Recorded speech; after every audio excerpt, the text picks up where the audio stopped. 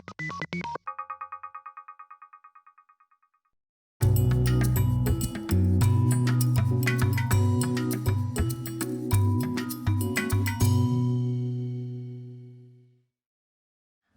I'm Shelli Kurth, and I'm here today with my colleague, Dr. Nicole Assisi, with our next installment of How to Stay Sane in These Times of Unprecedented Parenting. Indeed. And Shelli and I are both working moms with teaching experience in elementary through high school, as well as college, leading schools, coaching parents, coaching executives, and teaching yoga and mindfulness. And we thought we'd put all these things to good use in this time of the coronavirus quarantine to support parents, homeschooling parents like you, like us, to deal with the challenges that come up in these unprecedented times. So our goal for today is to help keep your learner thriving and to help keep you sane. These days of quarantine have been tough for a lot of us. We're cooped up inside for a lot of the day with new responsibilities and full houses.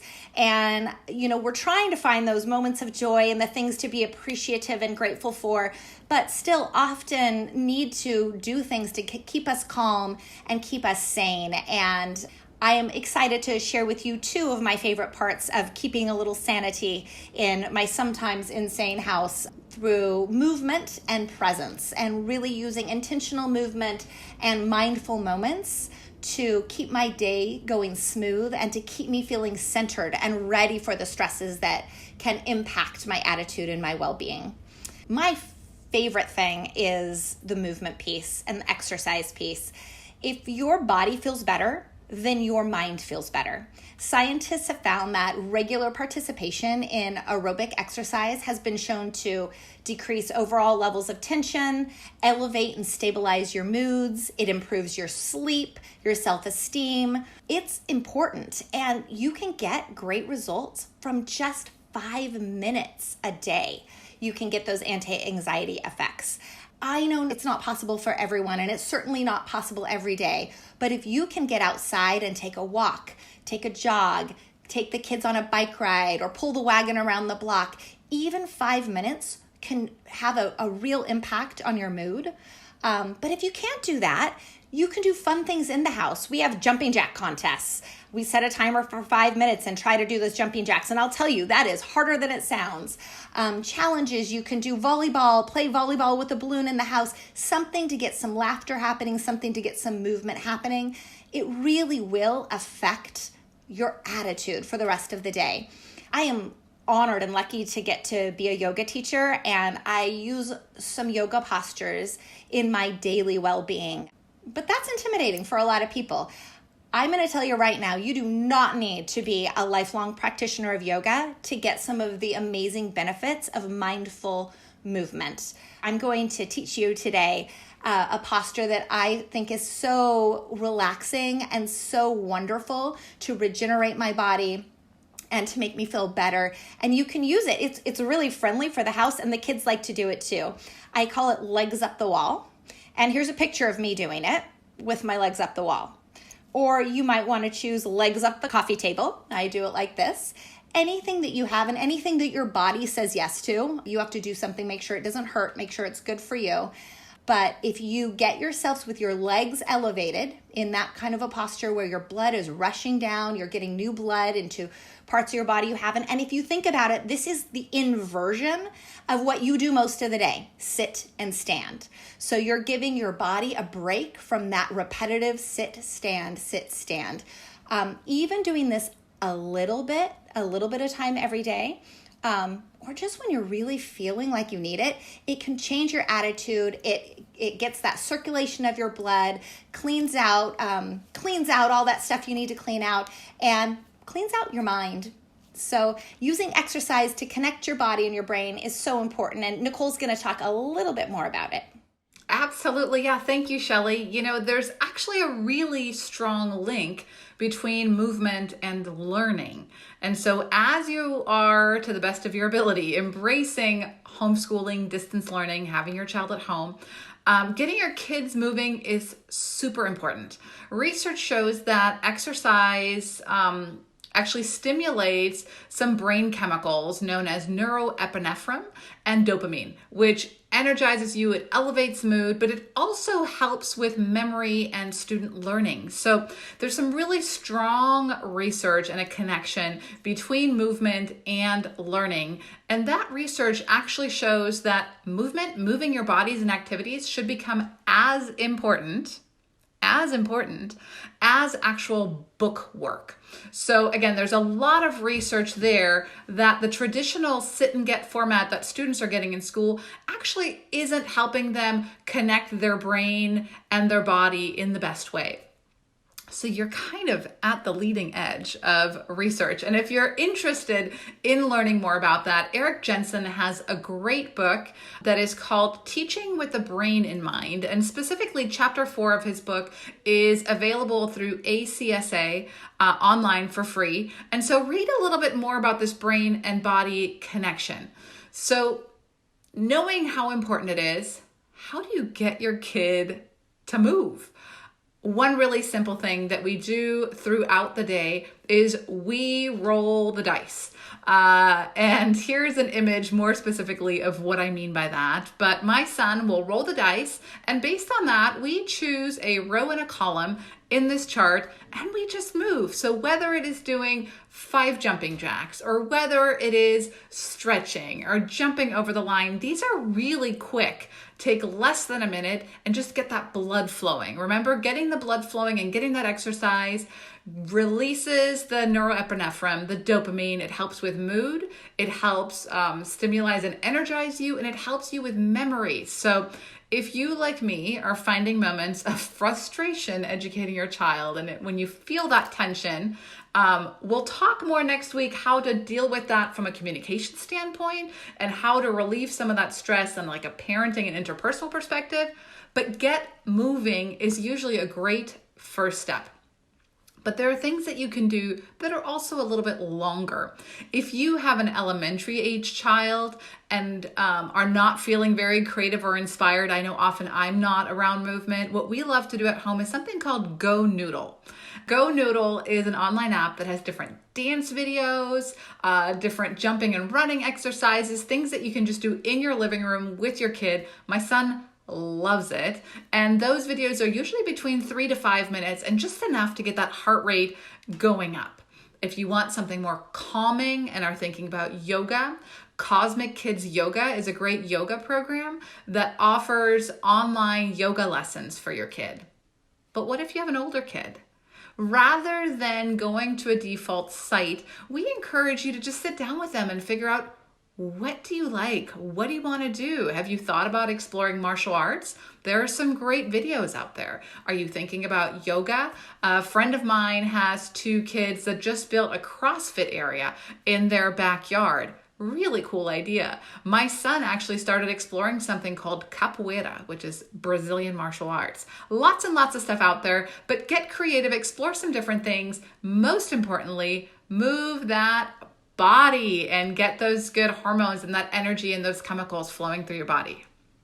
My teenagers we take turns building a workout, and we're lucky enough to have a yard, and they have done some really hard workouts for me. So today I can barely lift my coffee cup. So my arms are very sore. I stress, and Nicole and I have talked a lot about this. These tools are not meant to make you feel like one more thing that you have to do. We really want you to just know that it's out there. If you're feeling stressed or feeling like the days aren't going smoothly, that maybe some of these tools might be helpful. Being intentionally present and aware is sometimes called mindfulness. Mindfulness is the awareness that arises by paying attention on purpose, in the present moment, and non-judgmentally. And that, while it's easy to say, it's a lot harder to do. I think some of the things that really help me and are super easy, and you'll think that doesn't feel very mindful, but it's the beginning of really having intentional mindful moments, is think about your body and what feels like it's carrying the stress in your body today. I feel it often in my shoulders and in my jaws. And so when I'm thinking about it, I might do some shoulder rolls or shoulder drops and fill my intention with relaxing those parts of my body that are feeling stress. My jaw, loosening up my jaw. I think about my tongue because sometimes I'll feel my tongue is like really in like full action. How do you relax that? That's being really mindful and really intentional. Something else I love to do, this really helps before I go to bed, is I do what I call a full body scan, and I go from head to toe and relax all the different parts of my body. It's really simple to do. You just close your eyes and feel your breath moving through your body and pay attention to all of the different things that you're feeling. And I actually begin with my feet, and I move my attention through all of those parts as slowly as I can, paying attention to everything, relaxing as fully and completely as I can. And every time my attention wanders, I just notice that it's happening, and then I gently and kindly direct my attention back to relaxing. Neuroscience tells us that noticing the drifting attention and then returning our focus to wherever we want it over and over again is how we create the new pathways. So it's okay. Your mind's doing its job when it wanders. It's giving you something to think about, and you're doing your job, building that muscle of mindfulness to bring it back to the task at hand, to that attention. Mindfulness evokes that relaxation response that we were really looking for, which is the opposite of the body's fight, flight, or freeze response. It's shown to help with depression, with pain, with anxiety, and again, highlighting that idea that the brain and the body are connected. So when you hear the word mindfulness, you no longer have to feel like that's for somebody else. You can embrace that as something that you can do right here, right now, by focusing for one brief moment on where you feel that tension in your body and what you can breathe love into right now. Because right now, we're okay. We're here together.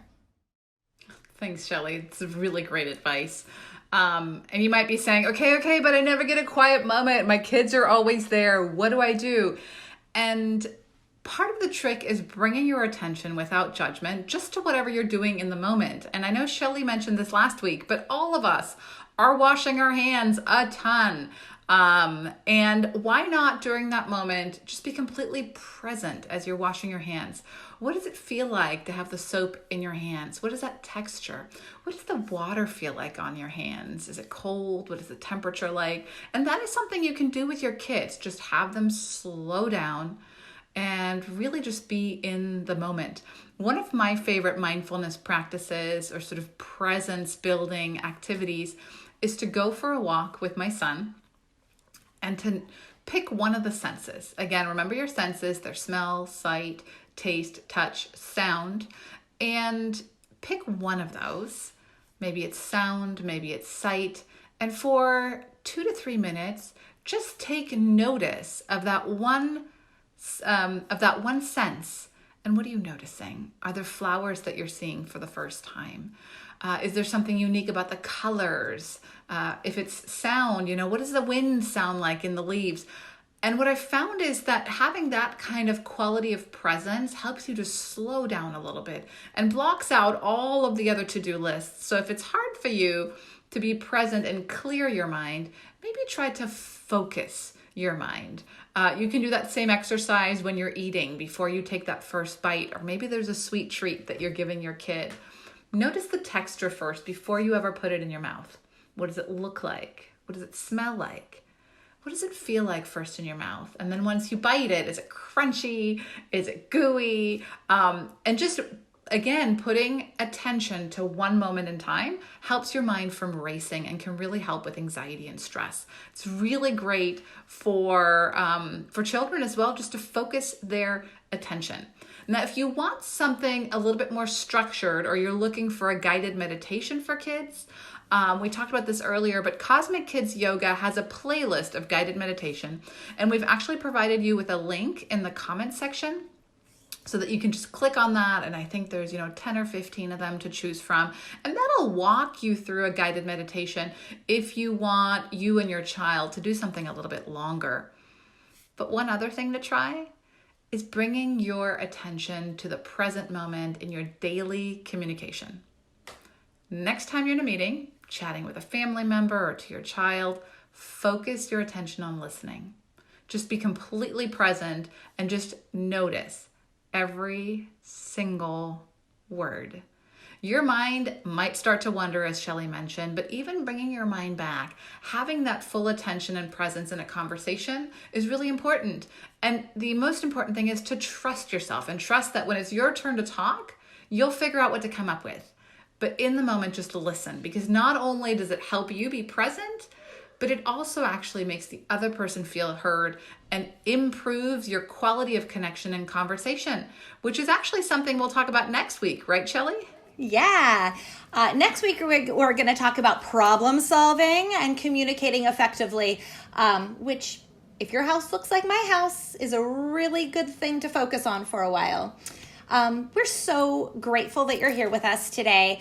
I hope that you found some bits and pieces that will help your day go smoother and calmer. And remember, you're doing great. This is tough stuff.